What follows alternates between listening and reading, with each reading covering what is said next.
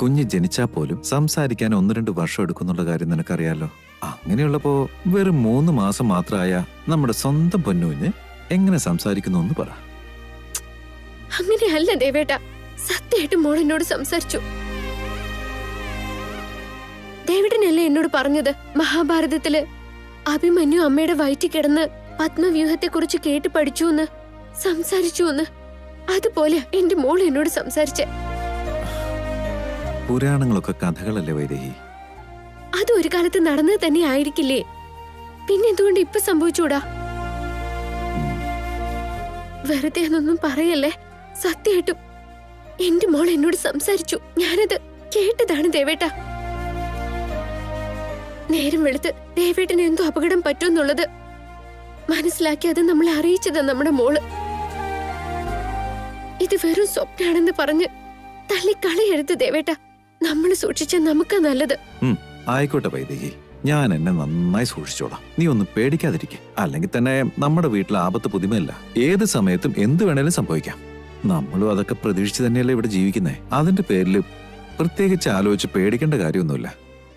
നീ ഇപ്പൊ കിടന്നുറങ്ങ.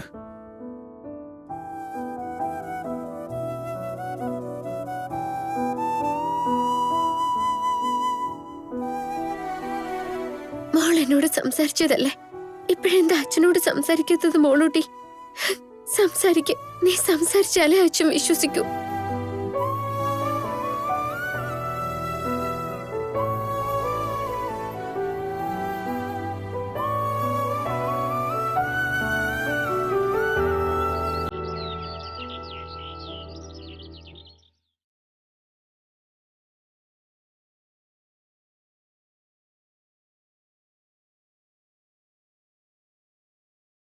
കൈ നോക്കാനുണ്ടോ കൈ?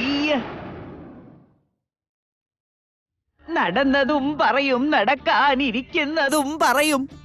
കൈ നോക്കാനുണ്ടോ, കൈ നോക്കാനുണ്ടോ? ആപത്ത് കാലന്റെ രൂപത്തിൽ വരൂന്ന് ഞാൻ അന്ന് പറഞ്ഞിരുന്നില്ലേ? കുടുംബ വിളക്കണയൂന്നും ഞാൻ പറഞ്ഞിരുന്നു. ആരും വിശ്വസിച്ചില്ല.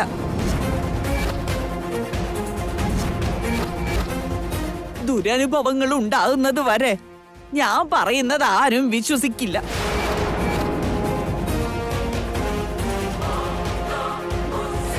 ഇവരെന്തിനാ പിന്നെ ഇവിടേക്ക് വന്നേ? അന്ന് വന്ന് മരണങ്ങൾ ഉണ്ടാവൂന്ന് പറഞ്ഞു. ദാ ഇപ്പൊ പിന്നെയും വന്നിരിക്കുന്നു. ഇനി എന്തൊക്കെയാണാവോ ഇവര് പറയാൻ പോകുന്നത്? എന്താ ഉണ്ടായത്? ഇവരൊരു കൈനോട്ടക്കാരിയാണത്രേ. അവരിനി എന്തെങ്കിലും പറഞ്ഞത് സത്യമാവോന്നാ ഇപ്പൊ ഇവരുടെ എല്ലാവരുടെയും പേടി. അങ്ങനെയൊന്നും സംഭവിക്കില്ല ഊർമിളെ. അവര് ജീവിക്കാൻ വേണ്ടി എന്തൊക്കെയോ പറയുന്നതാ. അയ്യോ, അങ്ങനെയല്ല. അന്നും ഇതുപോലെ തന്നെയാ പറഞ്ഞ. പുറത്തേക്ക് പോയവര് ജീവനോട് തിരിച്ചു വരില്ലെന്ന്. 4 പേര് പോയിട്ട് 2 പേരല്ലേ തിരിച്ചു വന്നുള്ളൂ. ഇന്നിനി എന്താണാവോ ഇവര് പറയാൻ പോകുന്നത്? കൈ നോക്കാനുണ്ടോ, കൈ നോക്കാനുണ്ടോ, കൈ നോക്കാനുണ്ടോ, കൈ നോക്കാനുണ്ടോ, കൈ നോക്കാനുണ്ടോ, കൈ. നടന്നതും പറയും, നടക്കാനിരിക്കുന്നതും പറയും. ആ കാലന്റെ കണ്ണുകൾ ഈ കുടുംബത്തിന് നേരെയാണല്ലോ മോളെ.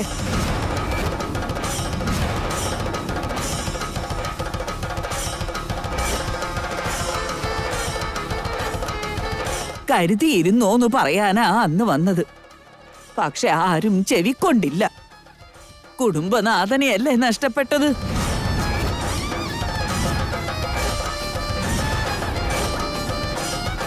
അത് പോട്ടെ, കഴിഞ്ഞതിനെ കുറിച്ച് പറഞ്ഞിട്ട് കാര്യമില്ല.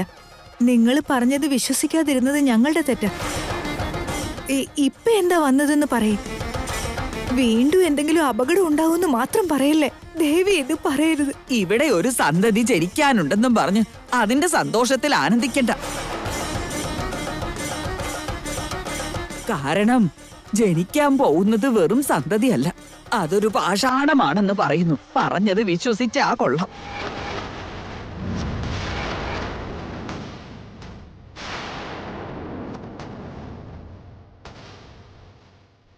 അടുത്ത തലമുറയെ കുറിച്ച് ചിന്തിച്ച നിങ്ങൾക്കാർക്കും ഈ തലമുറയെ നയിച്ച നാഥനെ കുറിച്ച് ചിന്തയില്ലാഞ്ഞത് കഷ്ടം.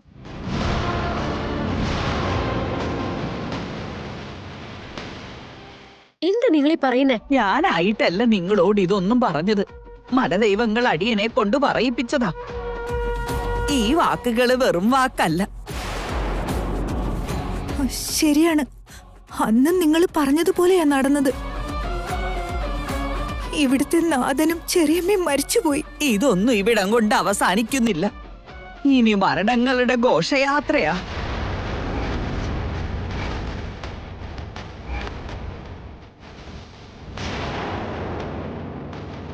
പിണ്ഡം വെക്കുന്ന 11-ാം നാളിൽ പോയ ആൾക്ക് കൂട്ടായി ഒരാളും കൂടെ ചേരും.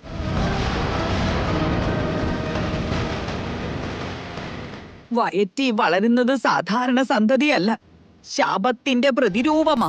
കാലന്റെ കാലായി ജന്മം കൊണ്ടത്. നിങ്ങളൊന്ന് മതിയാക്കുന്നുണ്ടോ? നേരം വെളുത്തതും വീട്ടിൽ കേറി വന്ന് അവലക്ഷണക്കേട് പറഞ്ഞോണ്ടിരിക്കുക. മര്യാദ ഇറങ്ങിപ്പോ. തമ്പ്രാൻ എന്നെ ഓടിക്കാൻ പറ്റും, പക്ഷെ കാലനെ ഓടിക്കാൻ പറ്റത്തില്ല. കാലം വന്നാ കൊണ്ടേ പോവും. നിർത്ത്.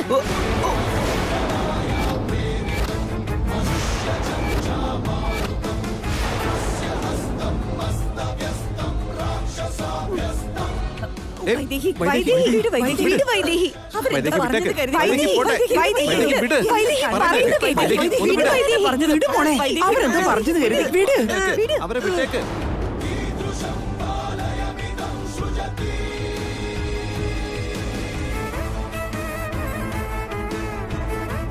എന്റെ കയ്യിൽ നിന്ന് വിട് ദേവേട്ടാ.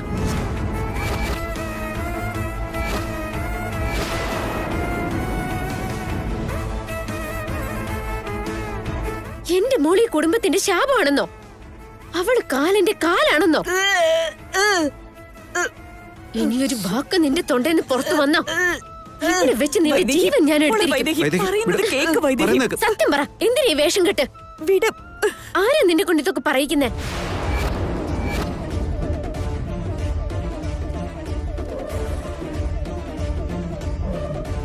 വൈദേഹി, വിടാനല്ലേ പറഞ്ഞേ? ഭ്രാന്താണോ നിനക്ക്? വൈദേഹി അവരെ വിടാൻ. വൈദേഹി അവർക്ക് വയസ്സായത് അവരെ വിട്ടേക്ക്. ഇതൊന്നും ഇവരായിട്ട് പറയുന്നതല്ല ദേവേട്ടാ. ഈ വീട്ടിലെ 3-4 പേര് ഇത് തന്നെ പറഞ്ഞിട്ടുണ്ട്. നമ്മുടെ കുഞ്ഞിനെ, നമ്മുടെ ജീവനെ കാലനാണെന്ന് പറയുന്നോ? ശാപത്തിന്റെ പ്രതിരൂപമാണെന്നോ? നിന്നെ കൊണ്ട് ഞാൻ ഇപ്പൊ സത്യം പറയിക്കാം. പറയ്, സത്യം എന്താന്ന് പറ. പറയുന്നുണ്ടോ?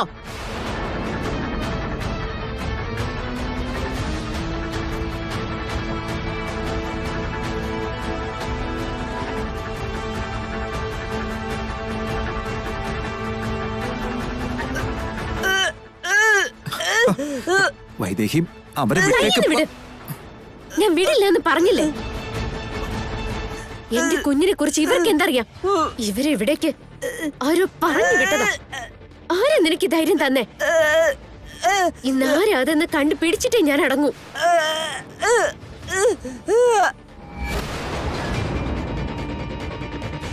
പറയുന്നുണ്ടോ? പറഞ്ഞില്ലെങ്കിൽ ഇവിടുന്ന് നിനക്ക് ജീവനോടെ പോവാനാവില്ല. ഇവിടുന്ന് നിനക്ക് ജീവനോടെ പോവാനാവില്ല.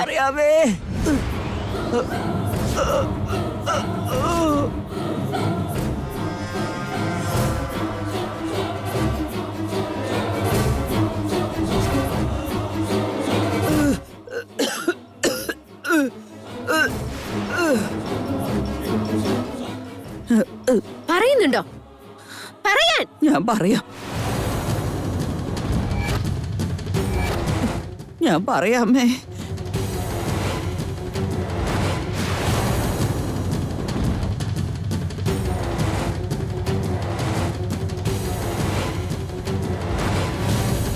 നിന്റെ വയറ്റിൽ കിടക്കുന്ന കുഞ്ഞ് ഈ വീടിന്റെ ശാപമാ. അതാണ് സത്യം.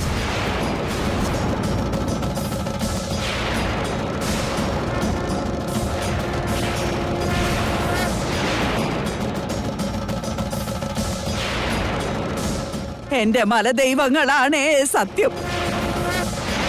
ഇന്ന് ഞാൻ പറഞ്ഞത് നടന്നില്ലെങ്കിൽ അപ്പൊ നീ എന്റെ ജീവൻ എടുത്തോ. ഹേയ്,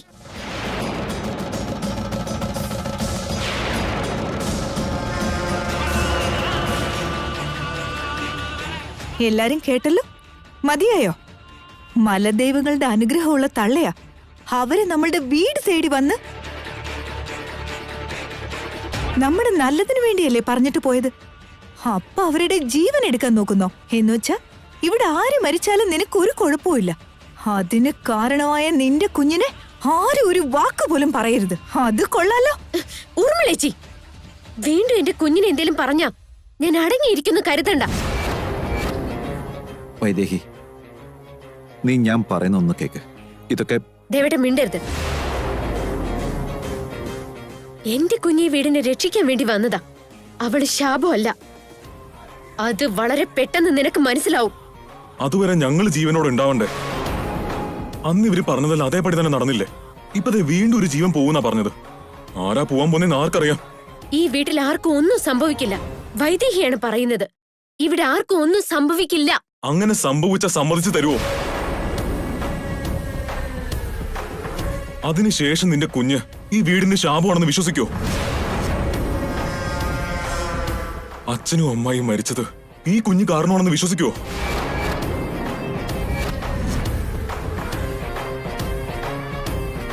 എന്താ മിണ്ടാതെ നിൽക്കുന്നേ?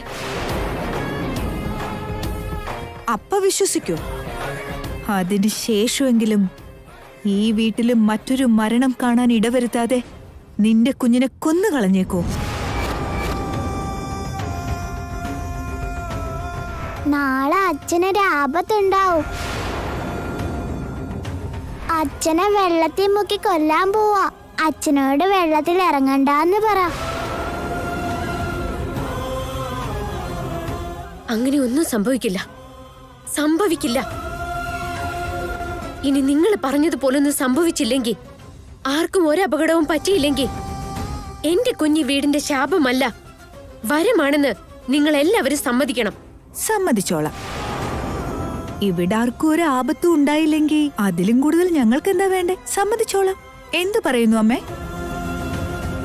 നീ എന്തു പറയുന്നു വരുൺ? ഞാനും ഓക്കെ. അതല്ലേ നമ്മളെല്ലാം ആഗ്രഹിക്കുന്നത്. എങ്കിൽ നാളെ വാക്ക് തെറ്റിക്കാൻ നോക്കണ്ട.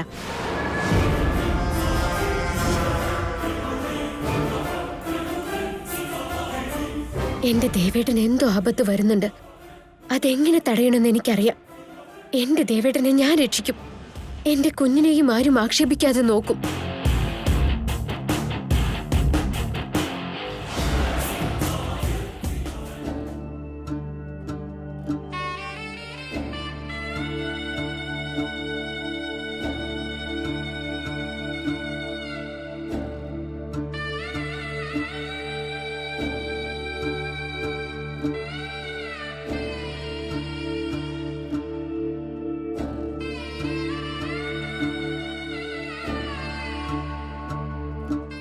തിരുമേനി, ആവശ്യമുള്ളതെല്ലാം എത്തിച്ചിട്ടുണ്ട്. ഒന്നും വിട്ടുപോയിട്ടില്ലല്ലോ? ഇനി ഒന്നും വേണ്ട. ആവശ്യത്തിനുള്ള എല്ലാം എത്തിച്ചിട്ടുണ്ട്. തർപ്പണം കഴിഞ്ഞ ശേഷം ദേവട്ടൻ കുളിച്ച് ശുദ്ധിയാവണ്ടേ? ഇവിടെ തന്നെ അതിനെല്ലാം തയ്യാറാക്കട്ടെ. അതിന്റെ ആവശ്യമൊന്നുമില്ല. അസ്ഥി ഒഴുക്കുന്ന വെള്ളത്തിൽ 3 പ്രാവശ്യം മുങ്ങി എഴുന്നേറ്റാ മതി. അത് വേണ്ട തിരുമേനെ. ഈ അവസരം മുതലെടുത്തുകൊണ്ട് അവരെന്റെ കുഞ്ഞിന്റെ ജീവൻ അപഹരിക്കാനാ പ്ലാൻ. വേണ്ട. എന്റെ ദേവൻ എനിക്ക് തർപ്പണം നടത്തിയില്ലെങ്കിലും സാരമില്ല. എന്റെ അസ്ഥികൾ ഒഴുക്കിയില്ലെങ്കിലും കുഴപ്പമില്ല. എന്റെ മകന്റെ ജീവൻ അപകടമാണെന്നറിഞ്ഞുകൊണ്ട് ഇവിടെ ഈ ദർപ്പണം നടത്തിയാലും എന്റെ ആത്മാവിന് ശാന്തി കിട്ടുകയില്ല. വേണ്ട തിരുമേനി, വേണ്ട. ഈ കർമ്മങ്ങളൊന്നും നടത്തേണ്ട ആവശ്യമില്ല. കൊച്ചു തമ്പുരാൻ ഇപ്പൊ വരുമല്ലോ അല്ലേ? അവര് വീട്ടിൽ നിന്ന് ഇറങ്ങി കുറച്ചു നേരത്തിനകത്ത് ഇങ്ങെത്തും. എടാ വിനയ, വിനയ,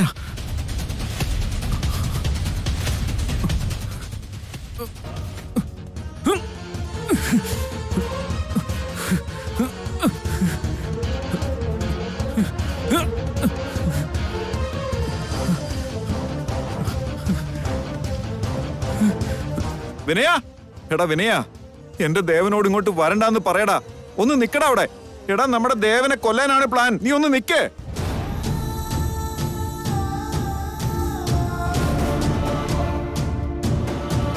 വിനയ,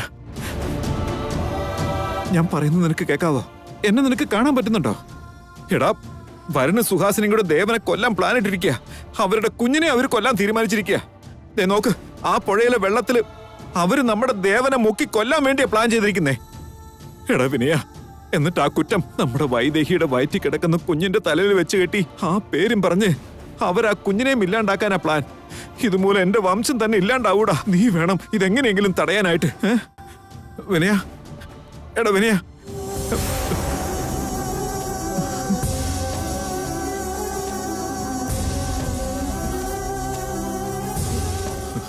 അയ്യോ മഹാദേവ, അവനത് കേട്ടു എന്നാ ഞാൻ കരുതി. വിനയ, വിനയ, വിനയ, വിനയ, ഞാനിവിടെ നിൽക്കുന്നുണ്ടാ.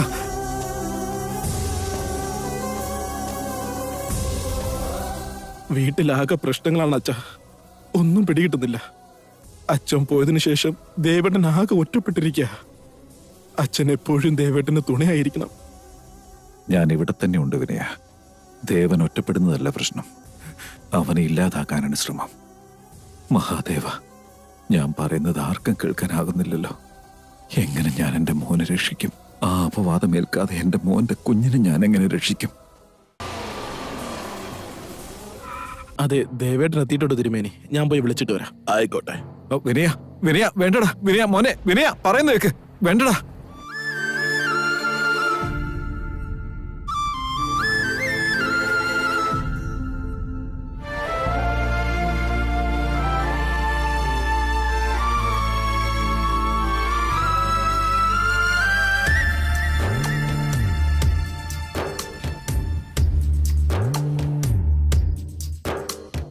ചിരിമുകിലും മറന്നുപോയി മിഴി നിറയുന്നിതാ, കനവുകളും പറന്നു ദൂരെ വിട പറയുന്നിതാ. പുലരികൾ പൊഴിയവേ രാവായി മാറിയോ ദിനം, മൊഴികളാൽ മുറിയവേ താനേ തേങ്ങിയോ മനം, നിഴലേ നീ മാത്രമൊപ്പം. മോനെ ദേവാ, ഇത് വേണ്ടടാ. ഞാൻ പറയുന്ന കേക്ക്. മോളെ വൈദേഹി, നീ ഒന്ന് പറഞ്ഞു കൊടുക്കടാ. എല്ലാം തയ്യാറായിട്ട്. വേണ്ട മോനെ ദേവ.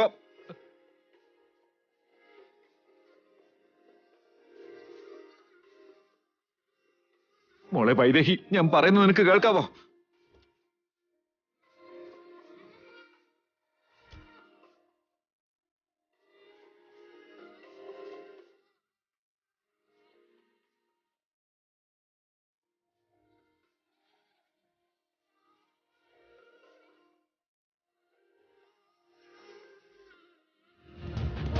എടാ വരണേ, മാറിപ്പോടാ അവിടുന്ന്. എന്റെ ജീവൻ എടുത്തിട്ട് നിനക്ക് മതിയായില്ലേ? ഇപ്പൊ എന്റെ മോനെയും കൊല്ലാൻ നോക്കാണോ?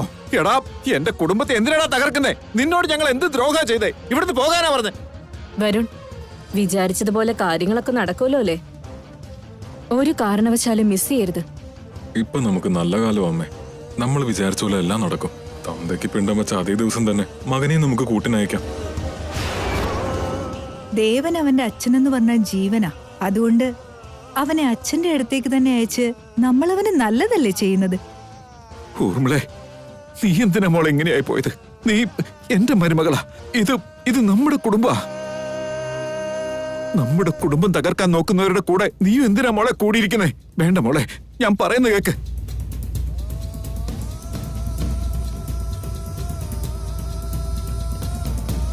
കൗസല്യ, നീ വിധവയാകാൻ കാരണമായവരും നമ്മുടെ വംശത്തെ ഇല്ലാതാക്കാൻ ശ്രമിക്കുന്നവരും ഒക്കെ നിന്റെ കൂടെ തന്നെയുണ്ട് കൗസല്യേ. അവരെ നീ എന്താ തിരിച്ചറിയാത്തെ? അമ്മേ, അമ്മേ, അമ്മേ, ഈ വരുണാണമ്മേ. എല്ലാത്തിനും അവനാണ് കാരണം അമ്മേ. അവനെ നിങ്ങൾ ആരും വിശ്വസിക്കരുത്. അവൻ നമ്മുടെ ദേവനെ കൊല്ലാൻ പ്ലാൻ ചെയ്തിരിക്കുക അമ്മേ. അമ്മേ, അവനെ തടയമ്മേ. ഞാൻ പറയുന്ന അമ്മയെങ്കിലും ഒന്ന് കേക്ക് പ്ലീസ് അമ്മേ.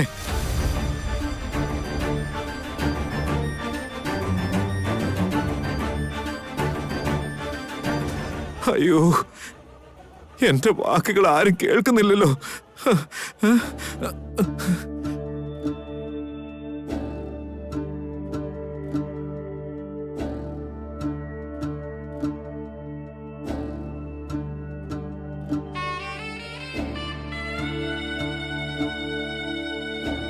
കാലനേമിനിഹ വീരശൂരശൗരിർജനേശ്വരഃ ത്രിലോകാത്മാ ത്രിലോകേശ കേശവഃ കേശിഹ ഹരിഃ കാമദേവഃ കാമപാലഃ കാമീകാന്തകൃതാഗമഃ അനിർദ്ദേശ്യ വപുഃ വിഷ്ണുഃ വീരോ അനന്തോ ധനഞ്ജയഃ ബ്രഹ്മണ്യോ ബ്രഹ്മകൃത് ബ്രഹ്മ ബ്രഹ്മ ബ്രഹ്മ വിവർധനഃ.